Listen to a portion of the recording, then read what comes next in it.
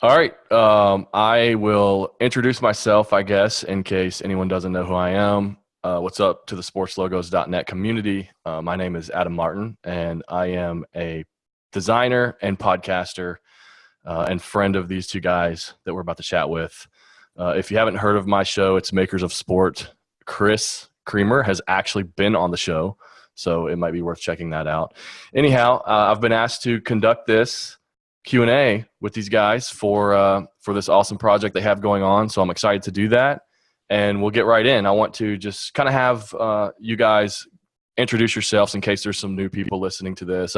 Obviously, I'll post this to my audience, so people may not know who you are. How about just a brief introduction of yourselves, and then let's kind of hear a synopsis of the project.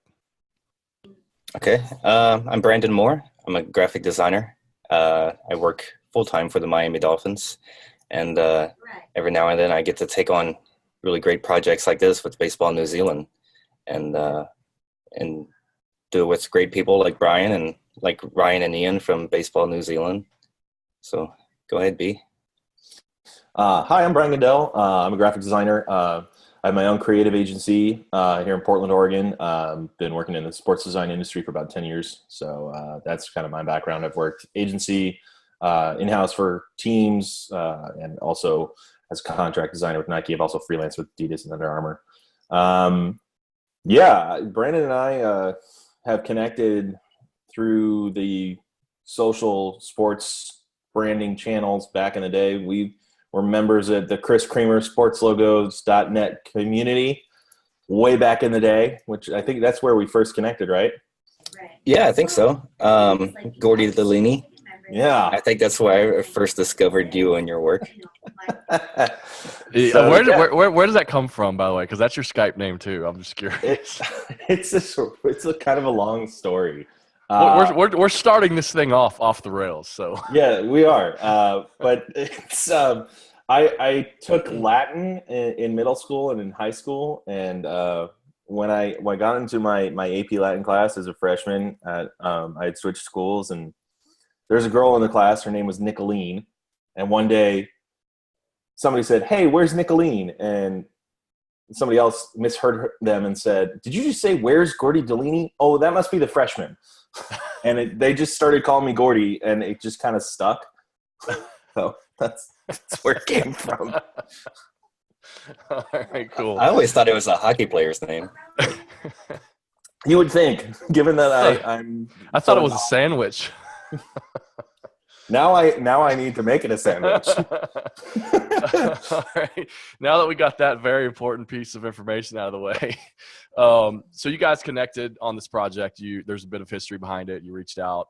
You wanted to do this open branding project, open process, and showcase the design process for a sports entity to the public. Why don't you touch on a little bit about who you're doing it for, and then sort of how this thing came about?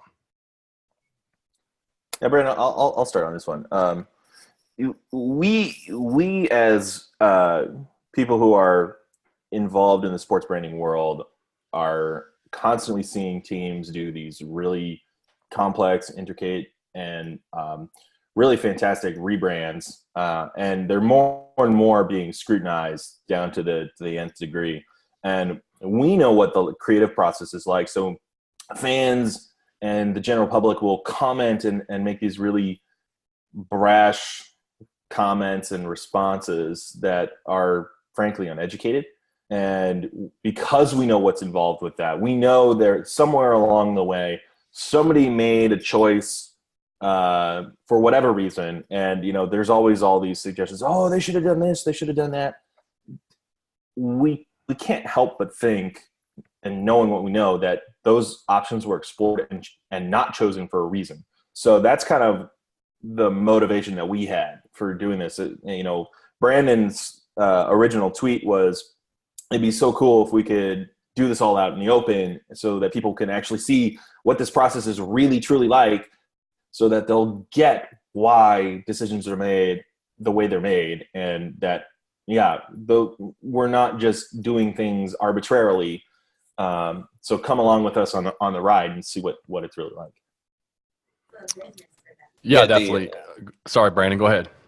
The original idea was to just kind of put glass walls on the studio and give people a peek inside.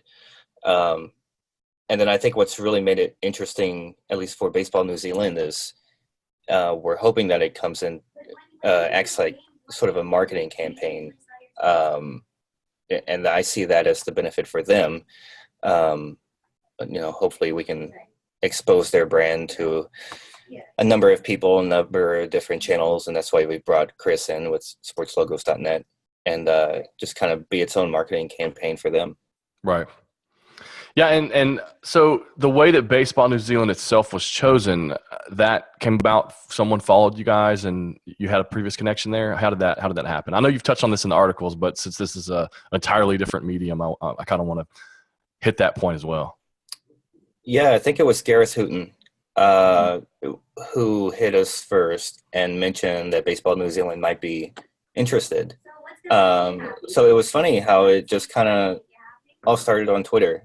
So what was his connection there? Did he used to work there or work there? I believe so. I believe he was a designer. Okay. He was. I don't know. We're not entirely 100%. And Gareth, feel free to reach out and correct us on Twitter or Yeah, in the article, that's written with this. You guys can correct whatever that is. Yeah, we're not entirely sure, but we know he was at some point working for Baseball New Zealand in some capacity. Gotcha. That's very cool. So, obviously I've read your articles. You guys are documenting this process on sportslogos.net, which is obviously a great platform because of people that read that. There's a good breadth, I guess, if you will, of people, of levels of understanding in the branding process, right? You have designers that are in the trenches every single day, and then you have people that maybe they're just a sports fan that like sports logos. You actually mentioned, Brandon, I think it was you in your article, the University of California logo and a couple of examples where these things have gone really badly, where the public just gets a hold of it and attacks it. This has been a sort of a thread on my podcast with a lot of people that work in this industry. I myself have dealt with this, designing for an NCAA Division III athletic program where it just fell apart, and you're attacked. And honestly, as a designer, you put your heart and soul into this stuff, and it hurts, right? Like when you get attacked, because really what people are attacking is almost like the system or the school or the brand itself, and not necessarily you, right? Yeah. So you almost have to keep that perspective. So I'm curious, what's your guys' take on that? I mean, how are you going to kind of navigate this? Because this is not only is this a sports entity, right? This is also a sports entity that represents a country and a culture of people that you guys aren't from and do not live in, and honestly don't have easy access to. As far as it's hard. This isn't, flying to New York, right? Like this is flying to the other side of the world, right? So can you just touch on that a little bit? Right. Yeah. This is, I think Baseball New Zealand is the perfect client for this because of those challenges.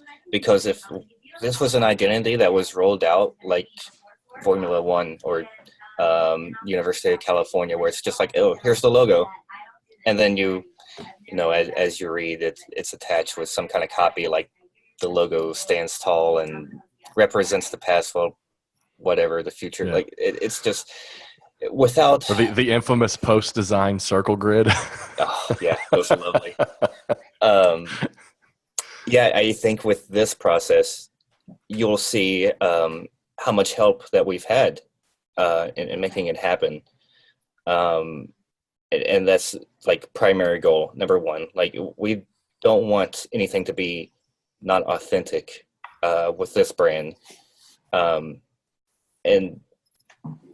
the help that we'll have, and the process that we're going through, that like that's the whole point. Like I'm starting already to wish that like this was the normal. I wish, like, as a fan, that Formula One and Wyden and Kennedy would have done this process, would have, had this open project. Like, let's see your thoughts behind the logos, behind the decision making. And so far it's been good because of the help that we have had, especially Dave Bishop, who we talked to a couple of weeks ago, who's a tattoo artist and a Maori cultural expert. Well, it's interesting to me because you're putting out this work, you're putting out these sketches, and we'll see sometimes a design firm will. I think about the Milwaukee Bucks identity by Doubleday and Cartwright. When that launched, there was a huge backlash, right? And then they put out their sketches, and it was like, oh, some of this stuff is really cool, right? And so you almost wonder how the public seeing some of those things in that process would affect the decision making of the executives that ultimately make the call. I mean, right? Because here's the thing: like, you guys are doing your best to do your research, and you're putting your talent and expertise out for the world to see. But at the end of the day, it's not your call, right? And that's one of the things that's tough in this design world. So how are you going to kind of balance the feedback from a public perspective? Because I know you've written about how you're not necessarily approaching this from a design by committee perspective, right? But there's going to be some things that the public say that are probably going to stick either subconsciously or whatever. Like, so I'm just curious, how are you going to balance like seeing that feedback and knowing that you're putting yourself out there for the world to see, which is a very vulnerable thing. So I give you guys mad props for that. How are you going to balance that and seeing that stuff, but also sort of pushing your own aesthetic or your own expertise and not trying to let it weigh in too much, if that makes sense? Well, I think we have a really strong concept to go with. And I think that's where the general population tends to kind of fall short, because there's the obvious cues and there's things that they're going to like. The other day we had somebody comment on Twitter that they liked the idea of the Southern Cross with made up the making the bases on the field, which we had kind of played with a little bit, but we did some additional research, and the Southern Cross, while present on the New Zealand flag, is really more tightly associated with Australia than it is with New Zealand. So to us, that's not really an appropriate decision to make. And those are conversations that we're having with between Brandon and I. It's also conversations that we're having with Ryan and Ian at Baseball New Zealand. So, it's of course we're conscious of the general public's comments, but so far, for the most part, I think everybody is pleased to see the process as it develops. They're seeing our thinking, and our hope is that by seeing our thinking, hearing our thoughts, having these kinds of conversations where we're discussing why we're doing what we're doing and the meaning behind it, and why we feel that's appropriate, why other things aren't appropriate, why Baseball New Zealand is picking certain directions over others, that they'll be able to have that same sort of, oh yeah, that makes sense kind of moments that we have that as designers that we get all the time in conversations with clients that the public never, ever sees. So that's our hope, is that people will, understand that because we are so deep in the creative process, they're coming along for the ride. And I don't know, it's a balancing act, because there are times where it's, of course, if somebody makes a good suggestion, yeah, we'll take a look at it. But we also have to be careful too. If we get a suggestion from somebody and it's an amazing suggestion, or somebody provides us with a sketch, we have to be careful about IP and copyright law. So for the most part, there's a lot that if somebody makes a suggestion, we can't use just because it's not coming from us. So we have to be extra careful from a legal standpoint as well. Right. And I think, speaking of IP and copyright law and just cultural symbols of New Zealand, the silver fern is something that you guys touched on. And I think most sports fans, I think, are going to be familiar with the All Blacks, which are probably one of the biggest brands in terms of exposing the world the world of sport for sure to New Zealand culture, and they obviously use the silver fern. You guys, I know that was an idea that was tossed around, and it was quickly shot down because of its I guess trademarked with other organizations. So can you kind of touch on that, the New Zealand fern, because it's or the silver fern, sorry, and obviously I should have done this in the beginning, but I'll apologize honestly as a disclaimer to the people of New Zealand for some of my my own cultural ignorance, so to speak. Anything that I get wrong is definitely not intentional, or pronunciations or anything like that. But I'm curious, can you touch on the whole silver fern aspect and that being shot down, and then even the fact that it's so associated with the All Blacks, it's almost like you want to associate with other aspects of New Zealand sport as well. Yeah, it's still it's a symbol of the country, so there's still opportunity to work it into the identity in some way. It's just that primary logo can't be the silver fern, but maybe something else takes inspiration from it. Maybe it's incorporated into another logo. But one of the big goals, of course, is to separate this brand from the All Blacks. And maybe surprisingly, their closest competitor really is softball New Zealand. And so it's not just like staying away from the silver fern, but there's a lot of baseball imagery that we have to consider too, because a baseball looks exactly like a softball. The bats are the same, the bases are the same. So like pulling that imagery, that's one of the challenges we're working through now too. So I don't know if we've gotten to the point where we can say no silver fern will be incorporated at all, but it's definitely not going to be the primary mark. Do you have some sort of leeway to experiment with color palettes and that type of thing? Because I know that you mentioned softball New Zealand. I noticed that they use red in their mark. This is a conversation we actually had yesterday with Ryan and Ian, was about color, and they're all for it. They are very, kind of touching and going off what Brandon just said, they are super interested in standing out on their own. And we as designers are interested in doing that too. So I think Brandon made a good point, that the fact that, we're not going to completely eliminate the silver fern from any usage whatsoever, but for us and for Baseball New Zealand too, the silver fern is so closely associated with the All Blacks. We just can't really go there and be able to claim it as our own. So yeah, we might work it in a subtle way or in a secondary or tertiary way, but it can't be the focus.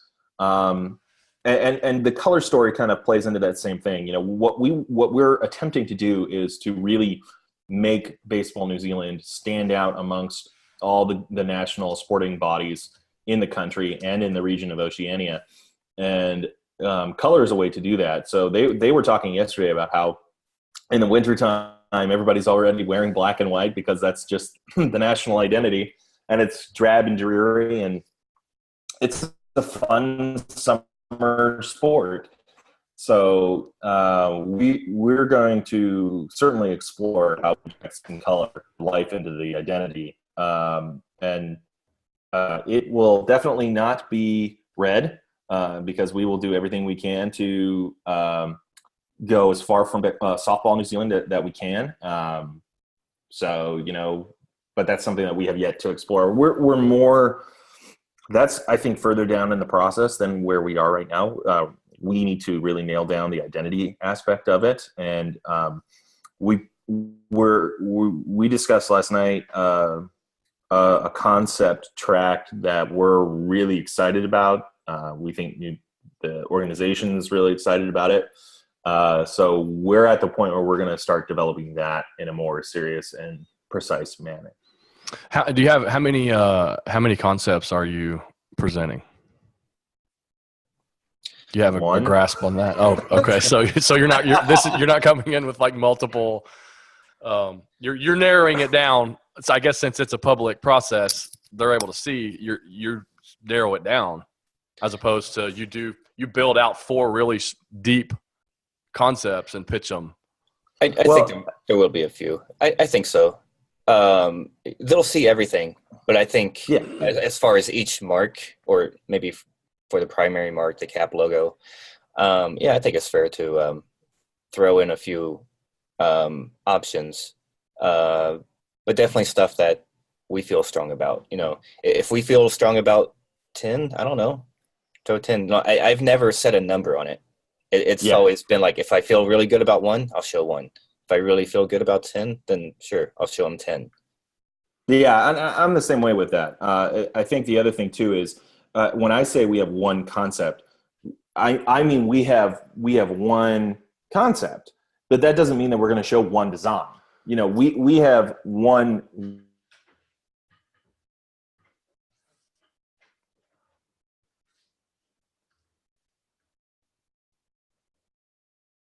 Did we lose Brian? I think maybe we have.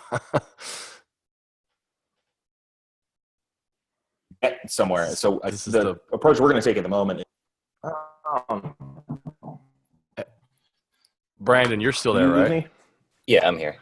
Hey, Brian. If you can, if you have Dropbox or anything like that going, turn that off. Try to use like as little bandwidth as possible. Yeah, sorry. That might help a little bit. This is what happens when you do it live, people. This is the whole process is open. This is the rough and raw aspect of the interview as well. Well, am I back now? I think you're back, B. Okay. So I'll get into the concept, I guess. I mean, it's all open, right? So we really like the idea of using a shark as kind of the symbol or the mascot for the brand. And the reason we like a shark is because we feel like that's kind of the right personality that for this team that Ryan has had and that Ian has had. They just told us 8 years ago they had only a few $1,000s to like start this whole thing. And now the entire operating budget was $100,000, which included all staff salaries. Yeah. And now they are at the point where they're very close to getting an ABL team. So I don't know. I look at Ryan and I see a shark. I see a lot of aggression. I see a lot of, a go-getter. And the shark is also an animal that is important to the history of New Zealand, to the culture. So it feels like a good bridge between the two. Yeah, I noticed in one of your articles that I guess the CEO of New Zealand of Baseball New Zealand had sent over some sketches of some of the patterns and the significance of the shark, and it looks like you're starting to kind of incorporate even shark tooth designs. Yeah, that was Dave Bishop, not Ryan Flynn. Oh, okay. So Dave Bishop is he's a Maori tattoo artist and designer, and I think it's Matatoa. Is that the name of his design brand? Brandon? I think that's what it is.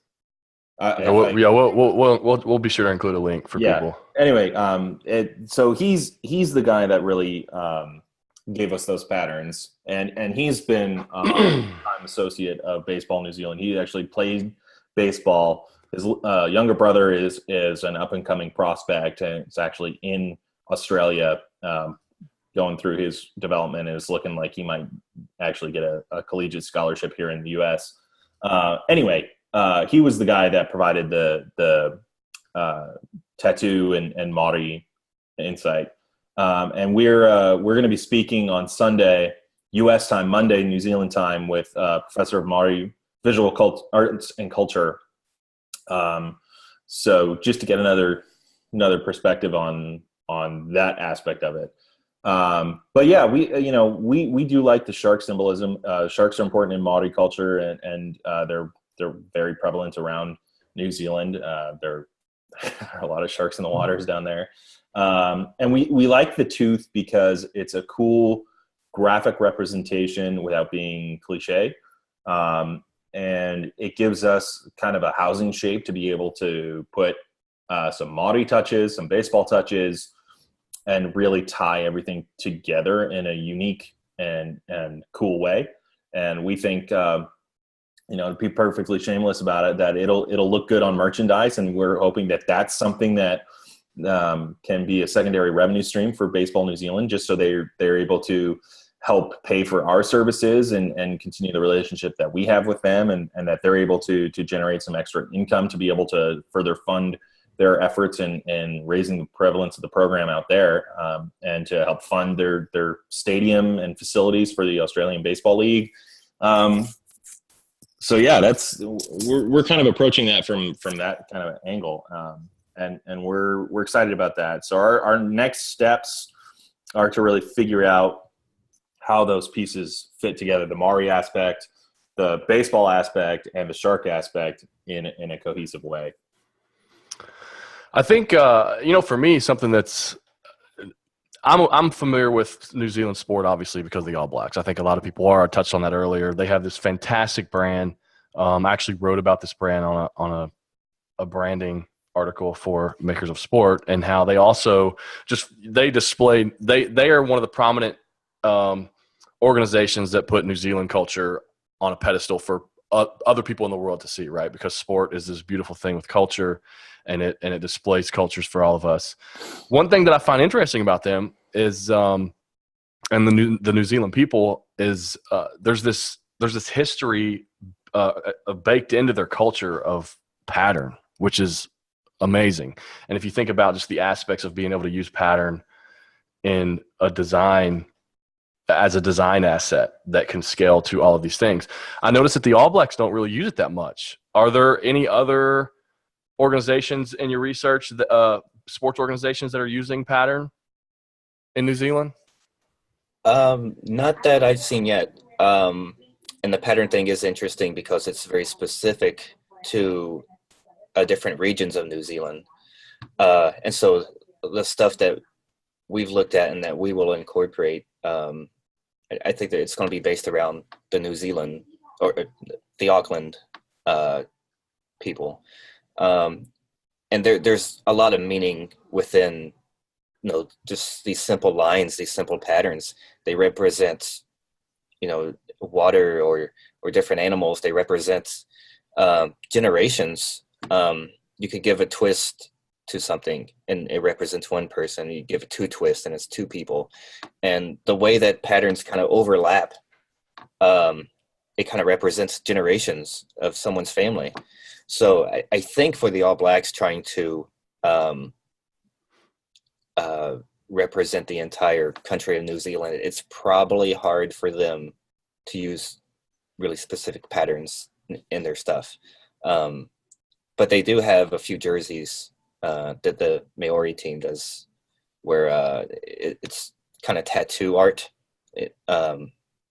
That's in their jerseys. Like, it's really gorgeous stuff. But the other sporting teams, like softball, rugby, that they kind of use it in their logos. I don't think they use it in their uniforms or anything, and it's not very prevalent. What's the significance of the color black? Because I know that their flag is not black, but we sort of associate it with them because of the All Blacks and because of that's their color of their brand.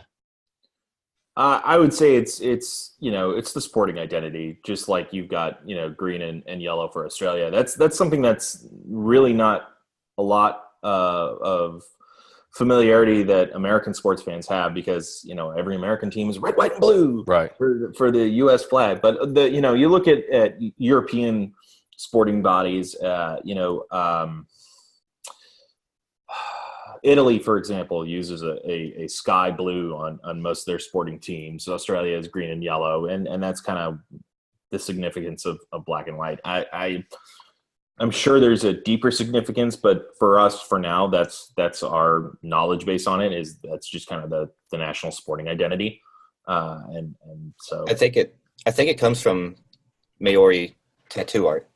Yeah, I'm not 100%, but I'm pretty sure it stems from that. Yeah, I would say it's most likely coming from Maori culture in some aspect. And the flag itself it's obviously because of European colonization, which is its own tricky political situation in New Zealand that we're trying to avoid.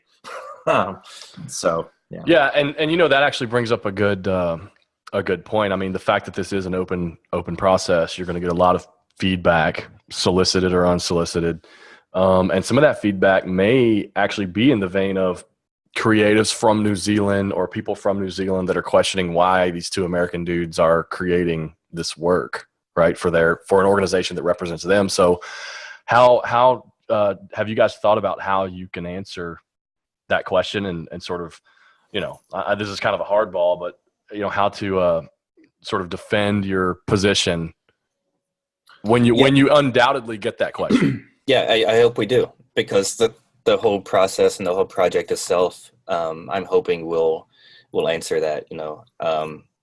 With having the professor and Dave Bishop and all these guys kind of guiding us. The way I see it, we're not really creating anything. We're discovering things, and we're kind of combining different ideas that represent New England, or New Zealand, definitely not New England, and make this an identity that's authentic and that people are proud to wear. I don't think I don't think we'll have a lot of influence on this, like as an American sporting guys. I hope that we end up creating something that anybody from New Zealand would have, that's the ultimate goal. Well, I think for us, it's the fact that Brandon and I have the sports branding expertise, which is such unto itself a specialized, unique field. Brandon and I are both really entrenched in that world, and it's, everywhere that we've worked and all of our experiences give us that perspective. And I think what we have going for us is that he and I are both on the same page and of the same mindset, that we want to make sure everything we do is as authentic and culturally relevant as possible. So to us, we're doing everything we possibly can, short of spending a year in New Zealand, which, we mentioned it before. Anybody who wants to foot that bill for us, please feel free. We want to, we really do want to get the cultural significance right. So are we native New Zealanders? No. But we're doing everything we can to make sure we understand as best we can those cues to be able to incorporate, what we would have done otherwise for a national organization. And to that aspect, I mean, we've had lots of conversations. It's one of the reasons we do like the shark tooth so much, is because it's something different than, kiwis and Southern crosses and silver ferns that we, if we were doing this on our own without the involvement of Baseball New Zealand, those are the places we would have gone to and just, shot for the moon with, because we wouldn't have known any better. And the same with any kind of Maori pattern work, that's something that I always try to research in things, but we don't know what's authentic Maori pattern work. We don't know which iwi is represented by what kind of line work. And those are things that are important to us to make sure we do properly. And so, we're really relying on people like Dave Bishop and Robert Janke to guide us and make sure that what we're doing is going to be accurate and respectful and representative. So we're going to be funneling all of our designs through those guys constantly throughout this process to make sure that, hey, are we doing this right? Are we getting this right? Are we, did we unintentionally insult 3/4 of the population by using this line work instead of this line work? So I think that for us is advantageous because we're cognizant of that, whereas, potentially other designers may not have been. So I think because we're taking that approach, and then we have the traditional sports branding knowledge and expertise behind that, it's going to be a winning combination. Yeah, definitely makes sense. So kind of switching gears here, I want to talk a little bit about, we've touched on sort of like your strategy for the project, and some of how that works, but just some of the actual business aspects of this project. I know that there are people that are interested in that. Not only from just a collaboration perspective, your process, you're educating the public. So there are things that people can essentially, a new designer can lift from this and incorporate to their own processes, right? You can see how you sketch, essentially how many conversations you have with a client, those types of things. One thing that can't be lifted from a project like this, and really just copied. I mean, you can steal some essentially a process, but what you can't steal are things like pricing. And you guys have you guys have decided not to disclose the pricing. And I know that you've gotten some questions on that. So I just wanted to kind of touch on that a little bit. We had a pretty deep conversation on Twitter a couple weeks ago about pricing, where I personally, just from my perspective, being in the business, is that pricing. Yeah, I mean, from a curiosity perspective, I think, I'm curious, everyone's curious, but is it something that necessarily matters in terms of disclosing to the public? Like, does it actually help the public understand what's happening in this process? Because at the end of the day, you're delivering what the creative, you're showing the creative process, right?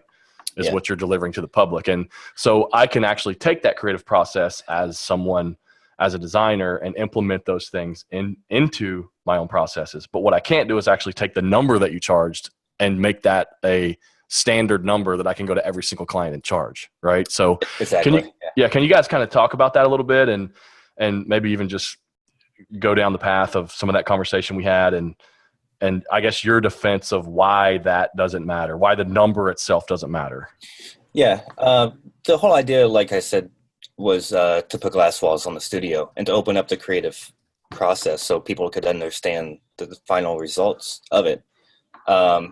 And that was an attempt to reach a broader audience, Baseball New Zealand's audience, and create fans of that brand.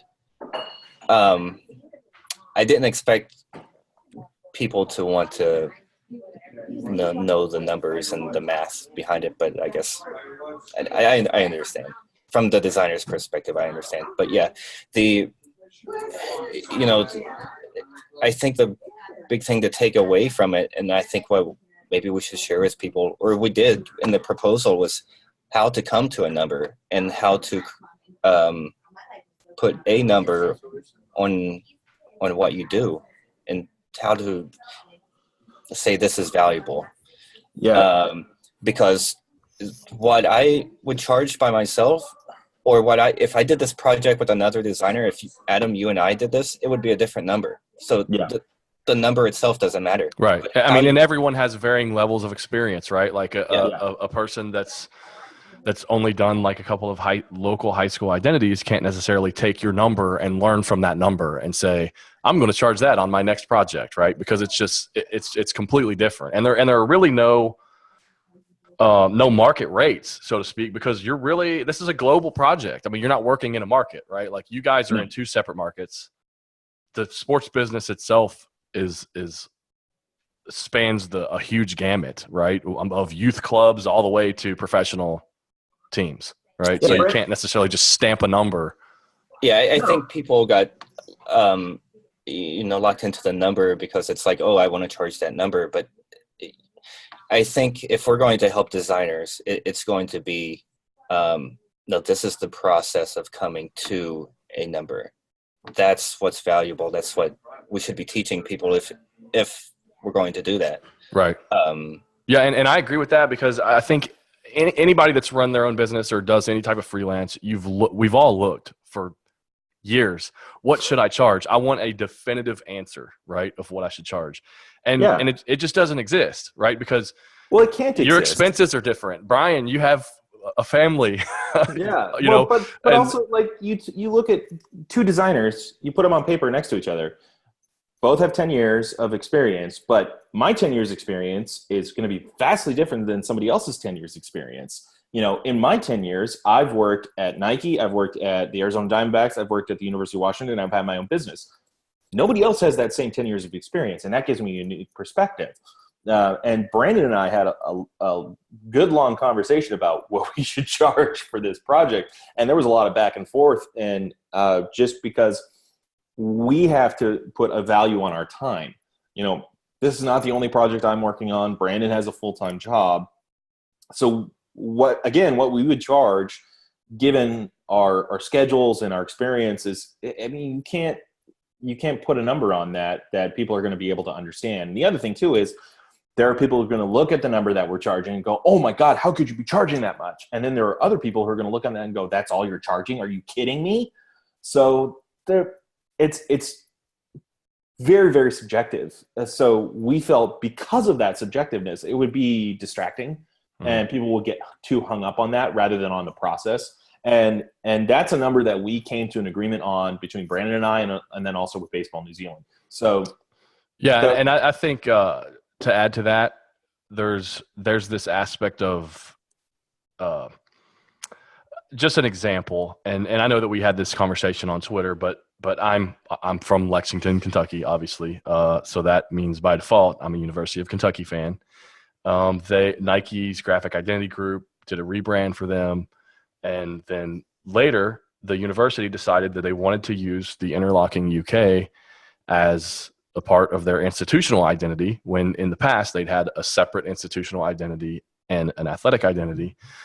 And then a student newspaper caught wind of this happening and put out a screenshot of the logo, right? Like the Interlocking UK and then the typography that was paired with it. And essentially what happened was Pentagram is the one that worked on the institutional identity. So what they did was basically built an identity system, right, with the typography and all these things and all this work and all these meetings. But what the public saw on this logo was that, or in this, with this student newspaper piece, was this screenshot of a logo and that it cost $75,000, right? And so, of course, I think a lot of people take a number and they liken it to a salary, right? So especially people that don't run their own businesses. So they may look at that and say, oh, well, I only get paid $60,000 a year or whatever. I would have done that, right? But what they don't understand is that there were tons of meetings, tons of iterations, and there's a whole system that's built behind all this that every single college in the university is getting that we aren't seeing. And so there's a context that oftentimes isn't shown, right? And so what you guys are doing is showing that context of the things that of all of that bulk of work, right? Yeah. So that people can, even if there was a number, they could associate that number with that. I think obviously it's an inherent human curiosity to know what people are getting paid, right? I mean, if you hear somebody talk about their salary, your ears perk up like, wait, what? But in agreement with you guys, I don't think that the number actually matters that much in this instance, because it's not something, like we said, that a person can take and just stamp it into their process. No, if that were the case, we would have charged pentagram prices, Right. Yeah. and there's another thing too. I mean, there's economies of scale, right? Like the University of Kentucky probably spends, $300,000 a year on toilet paper, right? So there are economies of scale that happen in these things. And from a licensing perspective, that $75,000 is going to be made back in like a week. Right. Yeah, once this stuff goes out, there's all kinds of business aspects that factor into pricing that never get seen. And again, we're not interested in showcasing this project from a business perspective. We're happy to share aspects of the business piece of it if that's something that people are really interested in, that we can share. But at the same time, like, that's not what it's about. That's not why we're sharing the project. We're sharing it for the design process and to show the creative side of it. And to that end, like, this project's not really intended to be as kind of a hey, other designers, this is how you do this kind of a thing. This is for the general public. This is an education piece for the average sports fan, and for people in New Zealand to say, no, really, we really did think through all of these points before you just rush to judgment and call this logo a piece of junk and call us out and say, how dare you, use two Americans who have no idea about anything related to New Zealand. And it's like, no. Slow down here. We're doing our due diligence, and you need to understand where we're coming from and why. And that's what this piece is about. Yeah, and one thing I think that you probably, and Brandon, you touched on how you guys did get creative with the billing. So, and honestly, that is a part of your process, right? So it's a billing process. So would you be comfortable in discussing how you guys got creative with the billing? Because that is something somebody could lift and use in their own processes. Yeah, right. Because absolutely. it's a process. It's not an actual number. Yeah, absolutely. Sure. That's actually a process I'll probably use on my next project, next series of logos that I'm doing. But with that said, Brian, I hope you can handle it from here. I got to get back to the Dolphins. So, all right, man. Adam, Brian, hey, it's been a pleasure. Yeah, thanks for having us on here, Adam. I'll catch up with you guys later. All right, sounds thanks, good. Brandon. We've kind of held off from that because we wanted to make sure that Baseball New Zealand was cool with us sharing that. But we mentioned this earlier. They were 8 years ago. They were an organization that had only $100,000 for their entire operating budget. And you say $100,000, that's six figures, and that's more money than a lot of people make in an average year. And so, yeah, it sounds like a lot of money, but you pay somebody $20,000 for a salary, and you have 3 people on staff at $20,000. That's $60,000 of your $100,000 budget. And then your equipment costs $35,000. Then you've got $5,000 left. And what do you do with that? Do you do field maintenance? Do you do, you can, one flight to Australia for your team is going to cost more than that. So it sounds like a lot, but it's not. It's a very small number. So with that in mind, obviously they're not the All Blacks. They're not a super well established organization. So their budget's kind of strapped. So when we first presented the number that we came to, they kind of balked a little bit, and they're like, I'm not sure we can handle that. So, there are a lot of designers who are like, all right, it's half up front and half when the project's done. And the reason that they do that, it's for, self-preservation, essentially. You want to make sure that you don't get screwed over by the people you're working with. And there's a trust factor, definitely, right? It's like if you're going to have skin in the game, they got to have skin in the game as well, right? To get this thing going. Exactly. And I think there's, for me, a little bit more of a trust factor involved with it. And so my deposits are usually, I break it up a little bit more, and it's also a cash flow standpoint for me. Like, I don't want 2 big balloon payments that I gotta then, dole out over the course of a year or however long it is. Or you'll just live large for like the first month. Yeah, it's like feast or famine. So like for me, it's as much for my own purposes as it is for them. But what we did is we did a small percentage. I don't even think it was 10%. Might have been a little bit more than 10% as a down payment. Upfront, just so we could, get the billing. It's official. Yeah, it's official, and it's a good faith payment essentially. And it's like, yes, we're serious about this. It's enough money that we don't want to take it back. So we're going to be serious about this.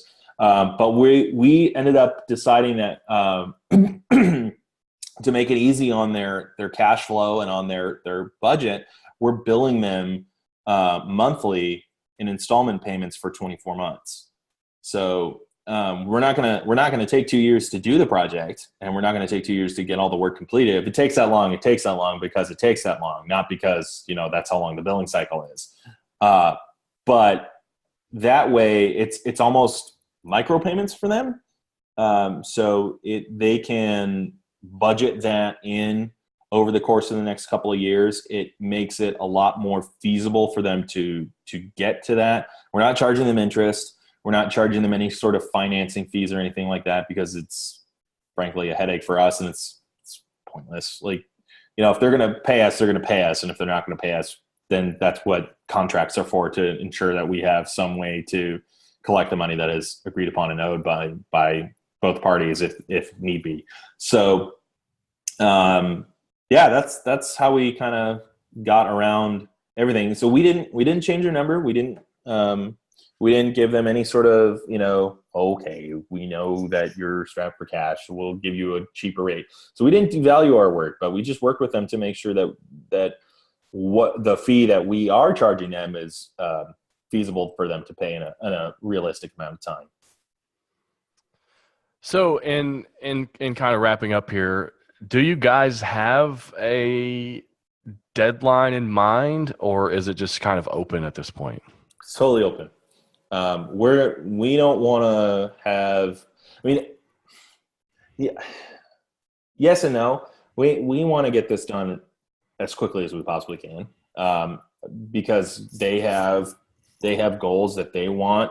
They wanted to have this brand. If they could, it'd be done tomorrow, so that they could implement it. They're so excited to be able to have something high quality and professional to be able to really help them stand out as a legitimate sporting organization that should be taken seriously in the country as soon as they possibly can, because for them it's all about youth engagement and being taken seriously as a competitor on the international stage. So they definitely want it as quickly as possible. So do we, but at the same time, like we don't want to rush it and screw it up and have to go back and redo it again later. So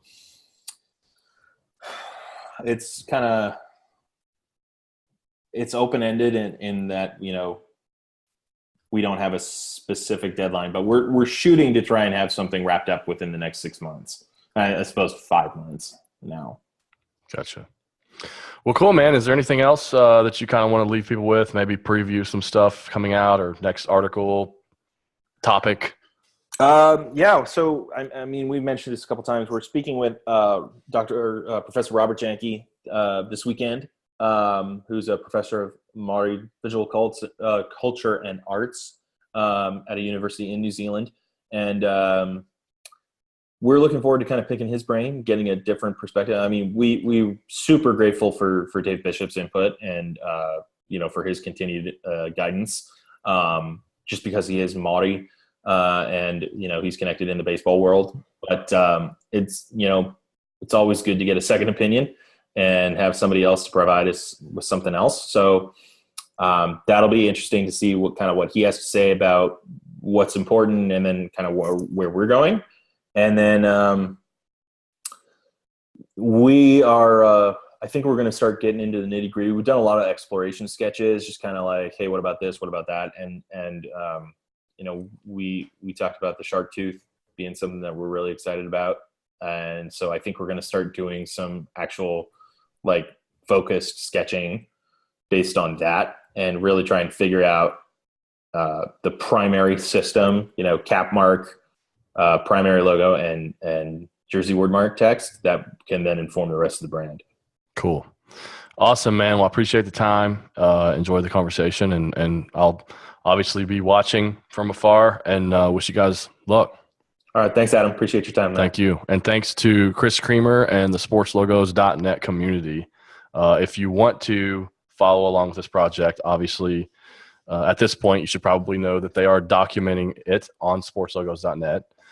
You can just go there and search for the open branding project.